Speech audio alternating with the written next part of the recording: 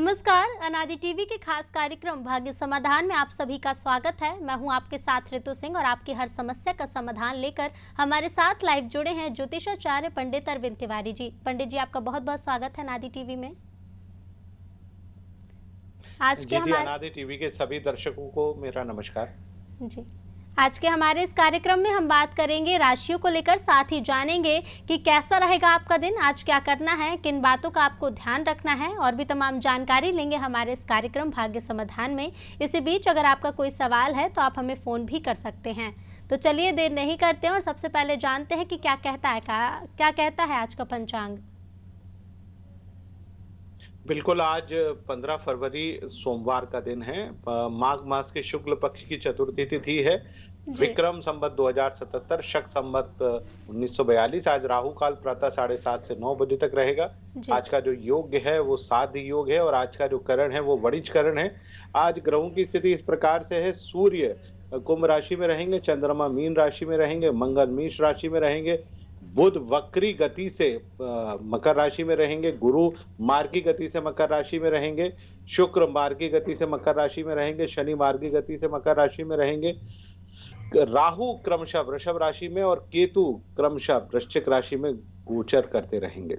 जी, बिल्कुल पंडित जी, हमने जाना पंचांग के बारे में और ग्रहों के बारे में। अब जानते हैं राशियों के बारे में। पंडित जी, मेष, वृषभ और मिथुन राशि के जातकों का आज का दिन कैसा रहने वाला है? बिल्कुल, मैं एक-एक राशि करके सभी को के बारे में बता देता हूँ। आज मेष राशि वाले जातकों का समय थोड़ा सामान्य बना हुआ है। दिन उतना बेहतर नहीं रहेगा जितनी कि आप अपेक्षा करें। कामकाज जी। को लेकर चिंता मन में बनी रह सकती है। समय थोड़ा सामान्य बना हुआ है, तो आपके जितने भी आवश्यक कार्य हैं, उनको आप 1 आध 2 दिन के बाद करें, तो मुझे जी। लगता है ज़्यादा बेहतर रहेगा। जी। अगली राशि की हम बात कर लेते हैं। अगली राशि है वृषभ राशि। जी। तो देखिए, वृषभ राशि वाले जातकों का समय आज बहुत शानदार बना हुआ है। मन आपका बेहद प्रसन्न बना रहेगा। कामकाज की जो परिस्थितियां हैं वो भी बहुत सुखद होगी और आपके जितने भी विरोधी जो आपको तंग कर रहे हैं वो आज आपसे नतमस्तक रहेंगे, यानी परास्त रहेंगे। तो कुल मिलाकर आज का समय बहुत शानदार बना हुआ है।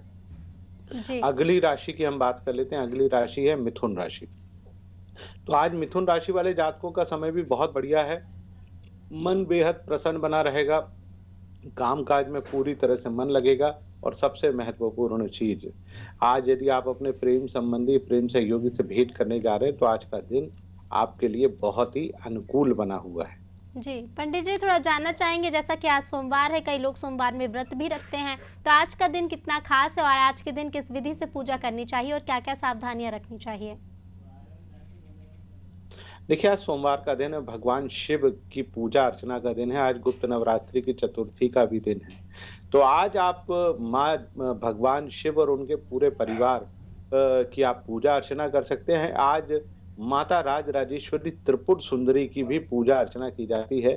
जी। माता की जो स्थिति है वो इस प्रकार से है, भगवान शिव लेटे हुए हैं और उनकी नाभि से कमल निकला हुआ है जिसके ऊपर माँ जगज्जननी राज राजेश्वरी त्रिपुर सुंदरी उस पर विराजमान है। तो आप देखिए कि अद्भुत स्थिति है। ऐसे जातक जिनके जीवन में धन संबंधी समस्याएं सबसे ज्यादा हैं, मन उनका हमेशा प्रसन्न रहता है, उनको जीवन में किसी भी प्रकार से सफलता नहीं मिल पाती है, तो उनको आज माँ राज राजेश्वरी त्रिपुर सुंदरी की पूजा अर्चना करना चाहिए।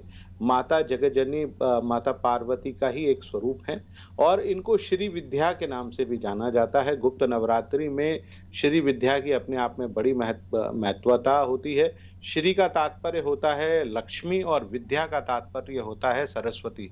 तो ये एकमात्र ऐसी देवी हैं जिनसे श्री माने आपको लक्ष्मी और विद्या यानी बुद्धि यानी सरस्वती की अनुकंपा प्राप्त होती है। तो आज के दिन आप और भगवान शिव के बिना इनकी पूजा नहीं होती। एकमात्र, जैसे तो सभी देवियां हैं, उनकी पूजा में भगवान शिव के पूजा अर्चना के साथ ही उनकी पूजा अर्चना की जाती है।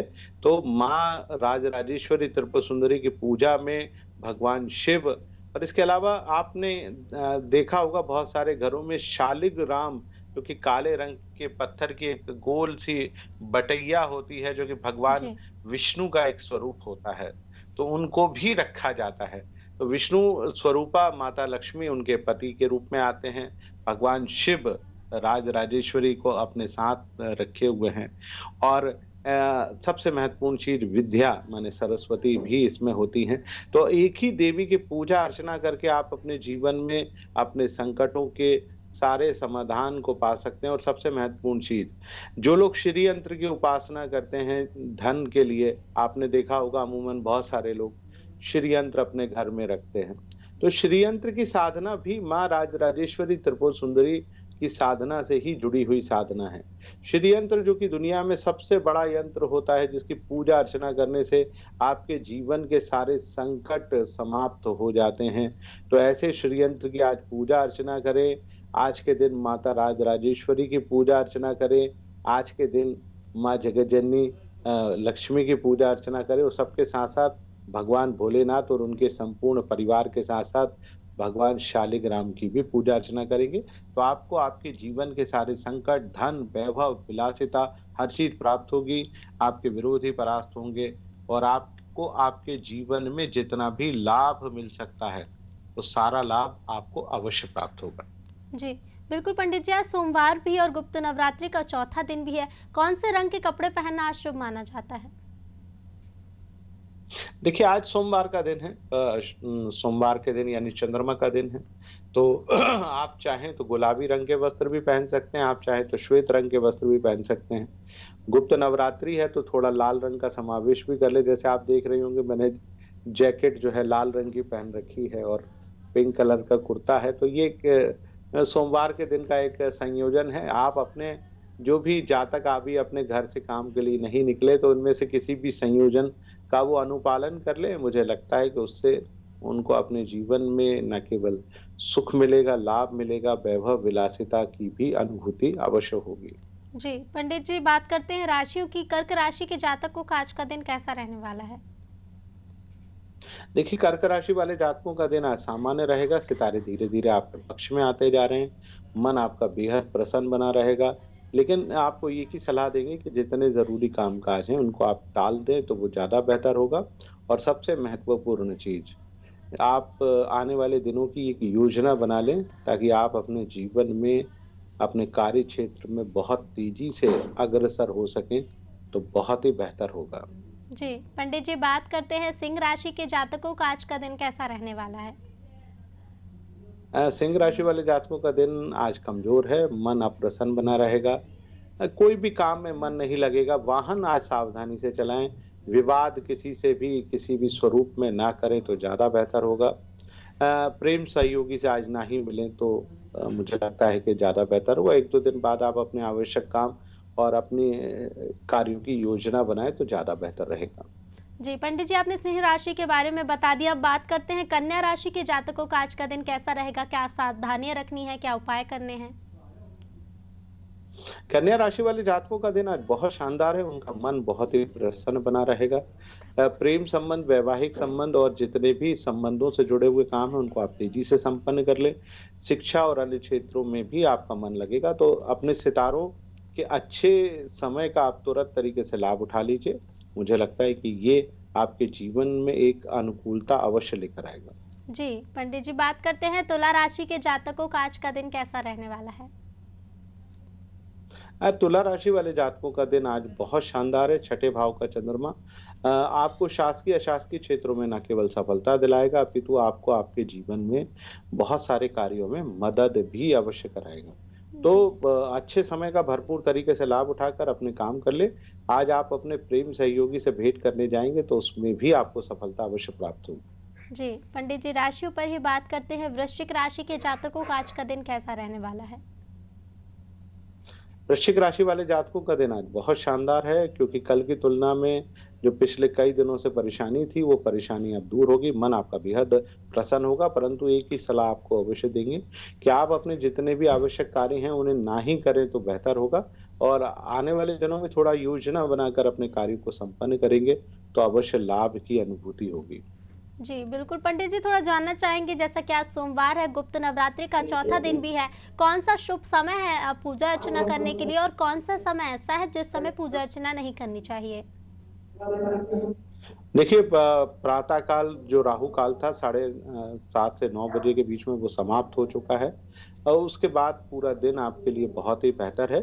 खास तौर से अभिजीत मुहूर्त आपके लिए अभी प्रारंभ हो रहा है, 12 से साढ़े 12 के बीच में रहेगा, तो उस दौरान भी आप काम कर लें।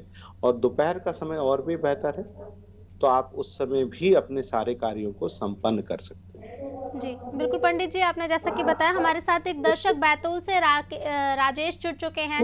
राजेश, बहुत-बहुत स्वागत है आपका नादी टीवी में। जी, जी। पंडित जी नमस्कार। नमस्कार राजेश भाई। जी, पंडित जी मेरी राशि मकर है, जन्म है 20 अप्रैल 1968 और समय सुबह 9:30 बजे, भोपाल का जन्म है मेरा। जी, जी, जी। मैं जानना चाह रहा था, मेरा बहुत जगह पैसा फंसा हुआ है, क्या कुछ योग बन सकता है क्या इस दिशा में? बहुत ज़्यादा और बहुत मेहनत का पैसा फंसा हुआ है मेरा।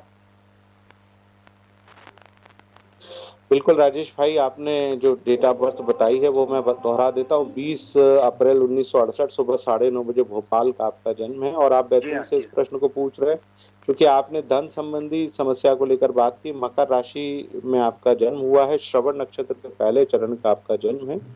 वर्तमान में जो विंशोत्तरी दशा चल रही है वो शनि की है, जो शनि में शनि का प्रत्यांतर 23 जून 2021 को समाप्त होगा।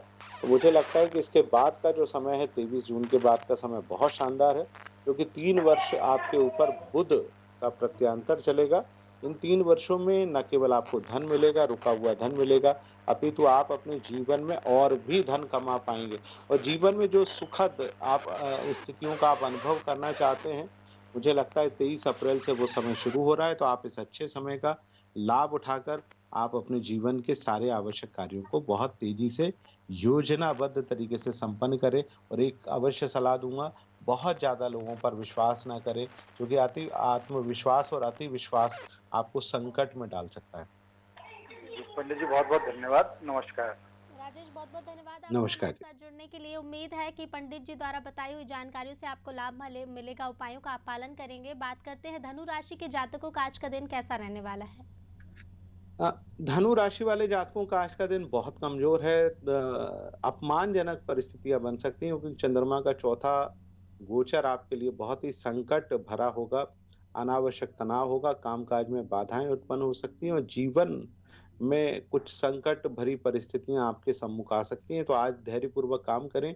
जरूरी काम ना हो तो आज घर से ही ना निकले, वो ज्यादा बेहतर होगा। प्रेम संबंधों से बचने की कोशिश करें, मुझे लगता है कि जी, वो आपके लिए बहुत ही सुंदर और लाभकारी अवश्य रहेगा। जी, बिल्कुल पंडित जी, थोड़ा जानना चाहेंगे जैसे कि गुप्त नवरात्रि चल रही है, आज चौथा दिन है। गुप्त नवरात्रि के पूरे 9 दिन में ही जैसे कि 3 दिन तो निकल चुके हैं, आज चौथा दिन है, तो कौन सी सावधानियां बरतनी चाहिए? देखिए, आज चौथा दिन है और मैंने आपको कहा कि आज श्री विद्या माँ राजराजेश्वरी सुंदरी का दिन है। तो आज धन के संबंध में कोई इस प्रकार से धन प्राप्त ना करें जो कि चोरी का धन हो। देखिए, आज धन की देवी आपके घर में पधारी हैं। जी, आज बुद्धि का भी दिन है, तो आप अपने बुद्धि से कोई इस प्रकार के कार्य ना ही संपन्न करें जिससे कि किसी का भी अहित हो सके। अहित से बचें, सही बोले, सच बोले और इस प्रकार का कोई भी धन ना लें जो कि चोरी का हो या जिसमें आपका कोई हिस्सा ना हो। तो आज के दिन कोशिश करें इनसे बचें। और जैसा मैंने सभी रोज ही कहता हूँ कि आज गुप्त नवरात्रि है, महिलाओं, स्त्रियों को अपनी माता के सम्मुख सदृश आप देखने की कोशिश करें, ब्रह्मचर्य का पालन करें, धरती पर सोने का प्रयास करें। जी। मुझे लगता है कि ये सावधानियाँ यदि आप बरतेंगे, तो जीवन में माता की अनुकंपा आपको अवश्य प्राप्त होगी। जी, पंडित जी, बात करते हैं मकर राशि के जातकों का आज का दिन कैसा रहने वाला है। मकर राशि वाले जातकों का दिन आज बहुत शानदार है, समय आपके पक्ष में बना हुआ है। आपके द्वारा किए गए सारे कार्यों में आज आपको लाभ की अनुभूति होगी। जितने भी आपके आवश्यक कार्य हैं उनको आप तेजी से संपन्न कर लें और सभी से सहयोग मिलेगा। आज का दिन बहुत शानदार है। जी, पंडित जी, एक सामान्य प्रश्न सभी राशि के जातकों के लिए, जैसे कि गुप्त नवरात्रि चल रही है, लोग घर में पूजा अर्चना वैसे भी करवाते रहते हैं सुख शांति के लिए, बरकत के लिए। तो गुप्त नवरात्रि का जो समय चल रहा है, इस समय में कौन सी पूजा करवा सकते हैं? देखिए, देवी की साधना होती है और 10 महाविद्याओं, जैसा मैंने पहले भी कहा, जी, 10 महाविद्याओं की पूजा अर्चना होती है और सारी महाविद्याएं माता जगज्जननी माता पार्वती से निकली हैं, जो कि दुर्गा के स्वरूप में सिंह वासिनी हैं, जो कि शेर पर सवारी करती हैं। तो आप माता की पूजा अर्चना करें। बहुत सारे लोग जो कि नहीं जानते हैं, दुर्गा सप्तशती का पाठ अपने घर में करा सकते हैं। दुर्गा सप्तशती का संपुटित पाठ भी आप करा सकते हैं। बहुत सारे मंत्र हैं, उनका संपुट लगा लीजिए। और एक चीज़ मैं हमेशा अपने सभी दर्शकों को बतलाऊँगा, जो कि सबसे महामंत्र है, उसका पाठ आप अवश्य करें। मंत्र इस प्रकार से है, उसका जप करेंगे तो गुप्त नवरात्रि में आपको बहुत ही लाभ होगा। मंत्र इस प्रकार से है, ओम ऐं ह्रीं क्लीं चामुंडाय विच्चे। तो आप इस महामंत्र का जाप करके आप अपने जीवन को अनुकूल बनाएं, मन को प्रसन्न रखें। और इस मंत्र का जितना जाप आप रात्रि काल में करेंगे, तो ये महाकाली, महागौरी और महासरस्वती का सम्मिलित मिला हुआ महामंत्र है, जो कि आपको आपके जीवन में बहुत हद तक लाभ और अनुकूलता अवश्य प्रदान करता रहेगा। जी। पंडित जी, धार्मिक और आध्यात्मिक मान्यताओं के अनुसार गुप्त नवरात्रि में कुछ ध्यान करके, पूजा अर्चना करके दुर्लभ शक्तियां प्राप्त की जा सकती हैं। तो इसके लिए क्या क्या उपाय करने चाहिए और कौन-कौन सी दुर्लभ शक्तियां प्राप्त की जा सकती हैं? देखिए, 10 महाविद्याएं जो कि 10 अलग-अलग क्षेत्रों से जुड़ी हैं। आप सबको अलग-अलग ध्यानपूर्वक आप पा सकते हैं। शत्रु विनाश के लिए आप साधना कर सकते हैं। कॉम्पिटिशन में जो कि शिक्षा प्रतियोगिता का क्षेत्र है, उसमें आप सफलता पाने के लिए पूजा अर्चना कर सकते हैं। जी। धन की आवश्यकता सभी को है, तो धन के लिए आप पूजा अर्चना कर सकते हैं। जिन लोगों का विवाह नहीं हो रहा है, उनके लिए भी आप माता की आराधना कर सकते हैं। जी। घर या मकान का सुख नहीं मिल पा रहा, तो उसके लिए भी आप कर सकते हैं। राजनीतिक कार्यों में सफलता पाने के लिए भी गुप्त नवरात्रि में माँ जगज्जननी की पूजा अर्चना की जाती है, तो आप उसके लिए भी कर सकते हैं। और सबसे महत्वपूर्ण चीज़, जीवन में हर क्षेत्र में आपको सफलता पाना है, तो भी आप माँ की पूजा अर्चना करें। और जितने भी आपके द्वारा कुछ गलत कार्य हो गए हैं, तो आप उनकी शमन यानी शांति के लिए भी आप माता जगज्जननी की पूजा अर्चना कर सकते हैं। तो हर क्षेत्र की एक अलग-अलग देवियाँ हैं, तो आप अपने क्षेत्रों के हिसाब से 10 महाविद्याओं में किसी योग्य गुणीजन या गुरुजन से आप पूछकर, जो भी आपको जिस क्षेत्र में समस्या हो, उस क्षेत्र से जुड़ी हुई समस्या का समाधान के बारे में आप देख लीजिए, पूजा अर्चना कर लीजिए। मुझे लगता है उससे आपको अवश्य लाभ की प्राप्ति होगी। जी, बिल्कुल पंडित जी, अभी कोविड काल भी निकला है और बजट भी आया है। इसी के साथ-साथ गुप्त नवरात्रि की नज़र से अगर देखा जाए तो कार्यक्षेत्र में युवाओं के लिए क्या-क्या अवसर मिल सकते हैं? देखिए, कार्य क्षेत्र में आजकल चूँकि कोविड काल धीरे-धीरे करके समाप्त हो रहा है। जी। अब आप देख रहे होंगे, लोग अपने घर से बाहर निकल रहे हैं, एक प्रदेश से दूसरे प्रदेशों की ओर जा रहे हैं। तो सबसे पहले तो रोग नाशन के लिए भी आप माता की पूजा अर्चना कर सकते हैं। माता जगज्जननी आपके रोग और आपके जीवन में आ रही बाधाओं के विनाश के लिए बहुत सारे मंत्र दुर्गा सप्तशती में दिए गए हैं। तो आप इन मंत्रों को किसी भी योग्य गुरु से प्राप्त करके, आप इनका पालन करके आप अपने जीवन की बाधाएँ दूर कर लें। जहाँ तक बात है युवाओं के लिए, तो युवाओं को कॉम्पिटिशन और नई-नई नौकरियों के बारे में आगे बढ़ना है।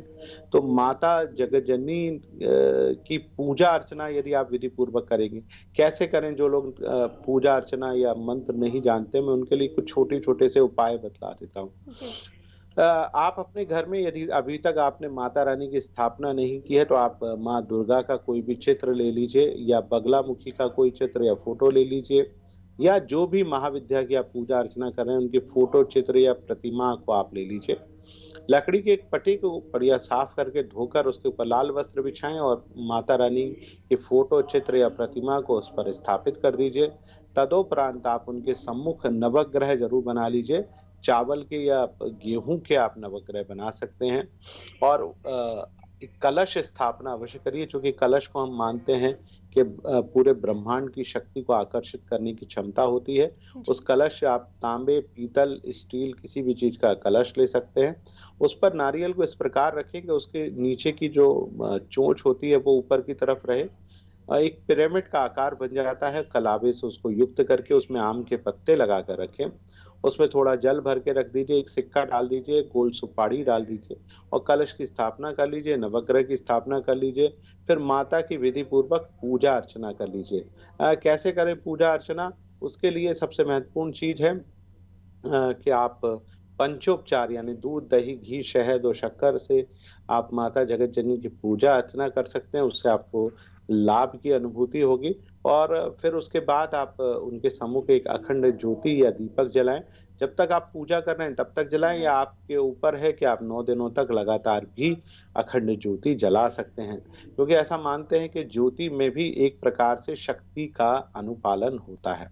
तो उसको आप कर लीजिएगा, मुझे लगता है कि उससे भी आपको लाभ होगा। और उसके बाद माँ दुर्गा के छोटे-छोटे से मंत्र हैं। एक मंत्र मैं अपने सभी दर्शकों को बतला देता हूँ, जो कि आम मंत्र जिसको हम कहते हैं कि आम भाषा में उसको कर सकते हैं। मंत्र इस प्रकार से है, ओम दुर्गाय नमः। यदि आप उसमें बीज मंत्र लगा देंगे तो ओम दुम दुर्गाय नमः। यदि आप उसको और बेहतर बनाना चाहते हैं तो एक महामंत्र है, ओम ऐं श्रीं नमः दुर्गे स्मिता हरसि भीत विशेष जंतु स्वस्ते स्मृतहं मतिमतीव शुभां ददसि दारिद्र्य दुःख भय हारिणी कात्वदनिया सर्वोपकार करणाय सिद्धार्चित्तः ओम दुम दुर्गाय नमः स्वाहा। तो ये माँ जगतजननी का बीज मंत्र है। जी। आप इसका जाप करके भी अपने जीवन में अनुकूलता आप पा सकते हैं। मन आपका बेहद प्रसन्न बना रहेगा और कार्य क्षेत्र में भी आपको सफलता अवश्य प्राप्त होगी। जी, पंडित जी, महिला दर्शकों की तरफ से एक सवाल पूछना चाहेंगे कि महिलाएं 16 सोमवार का व्रत भी रखती हैं। चूंकि आज सोमवार है, तो 16 सोमवार के व्रत के लिए क्या पूजन विधि की जाए? 16 सोमवार है, भगवान शिव के दिन होते हैं। देखिए 16 के अंक को पहले समझना आवश्यक है। 16 का जो अंक होता है, ये लक्ष्मी का अंक होता है। आप यदि 16 को जोड़ेंगी तो 1 + 6 = 7 का अंक आता है, ये लक्ष्मी का अंक है। तो 16 के अंक में ही पूजा होती हैं। माता लक्ष्मी का जो सूक्त होता है, श्री सूक्तम, वो भी 16 ऋचाओं का होता है। पुरुष सूक्तम भी 16 ऋचाओं का होता है।